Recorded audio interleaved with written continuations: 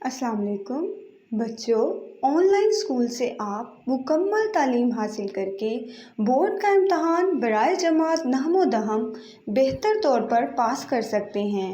अपनी उम्र और तालीम के मुताबिक मज़ीद तालीम हासिल करें। वालिदैन से फ़ोन या कंप्यूटर पर हमारी वीडियोज़ के ज़रिए तालीम हासिल करने की दरख्वास्त करें। रोज़ाना 1 से 2 घंटे ऑनलाइन पढ़ाई करें और जब आप स्कूल जाएंगे तो आपको मज़ीद किसी मदद की ज़रूरत नहीं होगी। इस तरह पढ़ाई करके अपना वक्त और वालिदैन के अखराजात में बचत कर सकते हैं। ऑनलाइन स्कूल की कोई फ़ीस नहीं है। ज़ूम पर भी क्लासेस का फ़ायदा उठा सकेंगे। हर क्लास और हर मज़मून की मुकम्मल तालीमी वीडियोज़ मौजूद हैं। अज़ीज़ तलबा और तालबात, फ़रूक फाउंडेशन ऑनलाइन स्कूल के ज़रिए यकसा नसाब के मुताबिक तालीम हासिल करें। अगर हमारी वीडियोस पसंद आएँ तो चैनल को सब्सक्राइब करें और दोस्तों के साथ शेयर करें और बेल आइकन को लाजमी दबाएं ताकि आइंदा आने वाली तालीमी वीडियोस आप हासिल कर सकें। Assalamualaikum dear students, this is Kainat and I am teaching you class 10th biology. So we are on the section 5 ecology. इसमें हम लोगों ने डिस्कस करना है chapter number 16 man and his environment, इंसान और उसका माहौल। तो आइए हम इस चैप्टर को ओपन करते हैं और इसके बारे में जानते हैं कि इसमें हमारे लिए क्या क्या इन्फॉर्मेशन मौजूद है। Okay students, so here is the chapter man and his environment. Here we will discuss the major concepts: level of ecological organization, flow of material and energy in ecosystem, interaction in ecosystem, ecosystem balance and human impact, pollution, consequences and control, conservation of nature.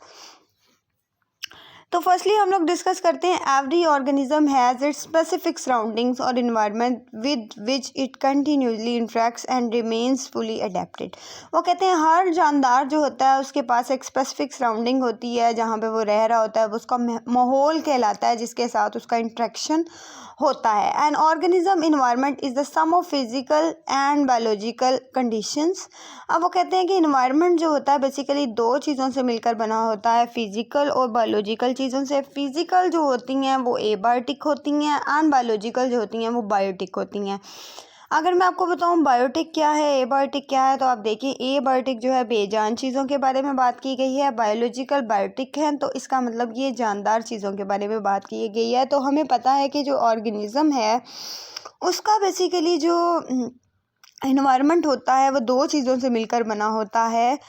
एक तो हमारे पास आ जाता है biotic और एक होता है abiotic. ठीक है, जानदार और बेजान अशिया से मिलकर बना होता है विच इन्फ्लुएंस दैट ऑर्गेनिज्म। अब हमारे पास है इकोलॉजी की definition, the study of the relationship between organism and their environment is called ecology. वो कहते हैं कि एक इंसान, एक जानदार और उसके माहौल के दरमियान जो जो इंटर रिलेशनशिप होते हैं उसको हम लोग क्या बोलते हैं, इकोलॉजी कहते हैं। So this is very important definition, students must mark this definition as a important definition. इसको एग्जामिनेशन पॉइंट ऑफ व्यू के तौर पे याद रखिएगा कि ये पेपर में आ जाती है। Now we will talk about the level of ecological organisation. Levels देखते हैं हम इकोलॉजिकल ऑर्गेनाइजेशन के। वो कहते हैं in ecology the level of organisation range from the organism to biosphere. कहाँ से स्टार्ट होते हैं, बायोस्फीयर से। और स्टूडेंट जो बायोस्फीयर होती है, बायो का मतलब होता है लाइफ और स्फीयर का मतलब होता है place, zone of life on earth को हम क्या कहते हैं, बायोस्फीयर कहते हैं। इसकी आप अगर डेफिनेशन लिखना चाहें तो साइड पे लिख लें क्योंकि आपको पता होना चाहिए बायोस्फीयर क्या है। अ thin layer of earth on which all living organism exist. एक पतली लेयर, एक पतली तह ज़मीन की जिसके ऊपर तमाम जानदार जो हैं वो एग्जिस्ट कर रहे हैं, उसको हम लोग क्या कहते हैं, बायोस्फीयर कहते हैं। ओके तो अब यहाँ पे जो है हमारे पास बायोस्फीयर की भी हमारी डेफिनेशन हो गई। अब आगे हमारा है a group of organisms of the same species inhabiting specific geographical area at a particular time is called population. अब स्टूडेंट्स आपको पॉपुलेशन का पता होना चाहिए कि पॉपुलेशन क्या होता है कि group of living organism of same species located in same place at the same time. मतलब एक जानदारों का ऐसा ग्रोह जो एक ही जगह पे रह रहे हैं एक ही वक्त में, उसको हम क्या कहते हैं? पॉपुलेशन कहते हैं।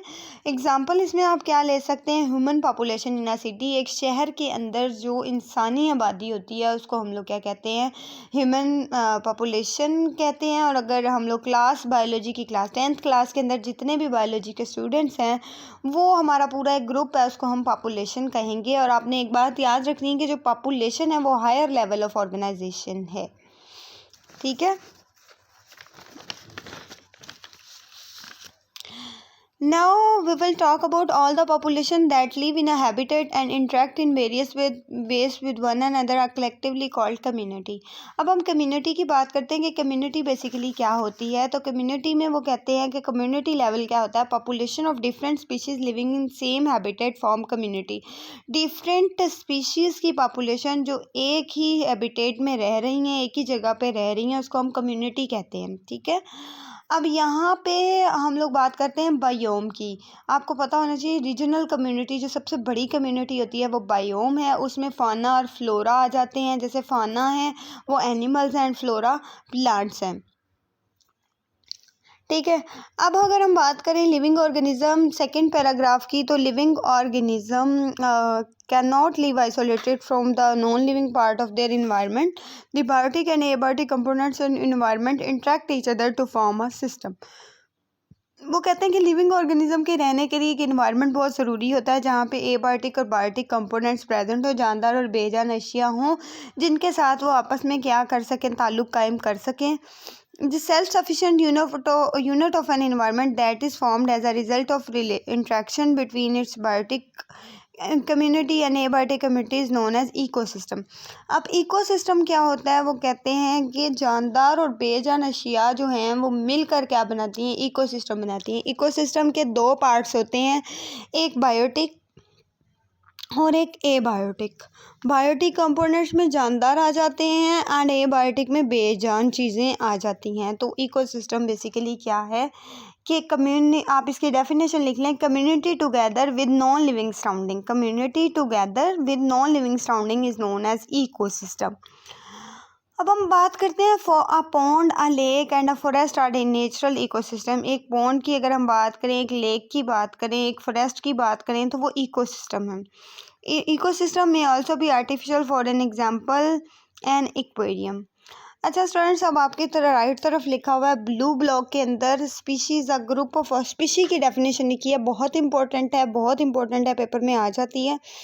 स्पीशी कौन सा ग्रुप है? Organism which can interbreed freely in nature to produce fertile offspring. एक स्पीशी एक ऐसा ग्रुप है जो एक दूसरे के साथ इंटरब्रीड कर सकते हैं और अपने फर्टाइल ऑफस्प्रिंग और बच्चे पैदा करने की सलाहियत रखते हैं।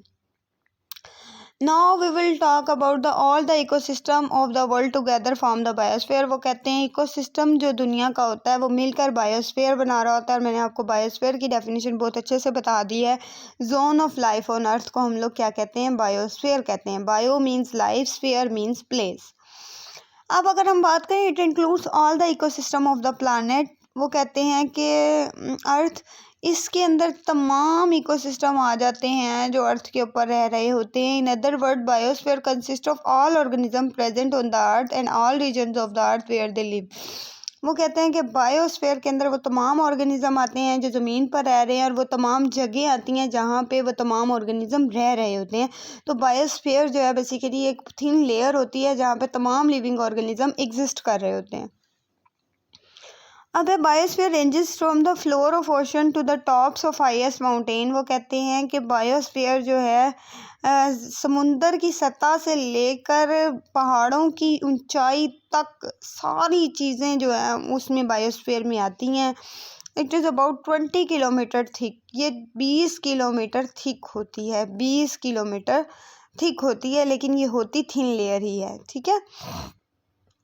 नेक्स्ट हमारे पास है the biosphere makes a thin layer surrounding the planet earth. If you consider the earth of the size of an apple then the biosphere will be as thick as the apple skin. वो कहते हैं कि अगर हम consider कर लें कि एक जो सेब होता है वो एक ज़मीन है, ठीक है, तो हम देखना चाहें कि बायोस्फीयर उसमें कितनी है, तो हम बता देंगे कि जो बाहर वाला जो उसका छिलका होता है सेब का, उसको हम क्या कहते हैं, बायोस्फीयर कहते हैं। ओके स्टूडेंट्स, नेक्स्ट हमारे पास है कंपोनेंट्स ऑफ इकोसिस्टम। इकोसिस्टम के कौन कौन से कंपोनेंट्स हैं उसको हम लोग डिस्कस कर लेते हैं। यहाँ पे आता है we have studied in lower classes about the basic components of an ecosystem. हमने पिछली क्लासेस में पढ़ा कि इकोसिस्टम के कौन कौन से कंपोनेंट्स हैं, कौन कौन से पार्ट्स होते हैं। We know that an ecosystem comprises of two parts. हमें ये पता है इकोसिस्टम दो पार्ट से मिलकर बना होता है, एक कौन सा है, बायोटिक, और एक होता है एबायोटिक। एबायोटिक में होते हैं सारे नॉन लिविंग फैक्टर्स, ठीक है। And if you talk about the non living factors, वो कौन कौन से हैं, लाइट, एयर, वाटर, सॉइल।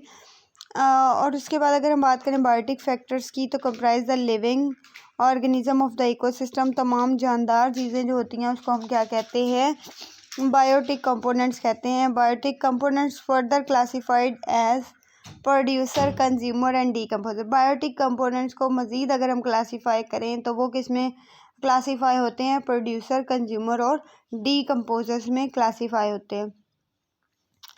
अब हम डिस्कस कर लेते हैं इसके बारे में कि बेसिकली इसके बारे में हम लोग डिस्कस कर लेते हैं कि इसमें क्या क्या चीज़ें आ रही हैं स्टूडेंट्स, तो हम देख लेते हैं इसको।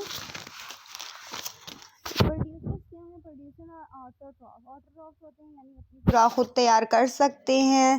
Producers include plants, algae, photosynthetic bacteria.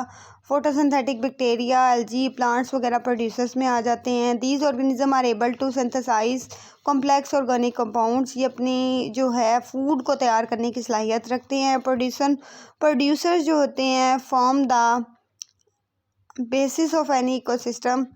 इन टेरेस्ट्रियल इकोसिस्टम में क्या होता है, plants are the main producers जो होते हैं वो प्लांट्स हैं टेरेस्ट्रियल इकोसिस्टम में। एंड इक्वेटिक इकोसिस्टम में the main producer are the floating photosynthesis organs.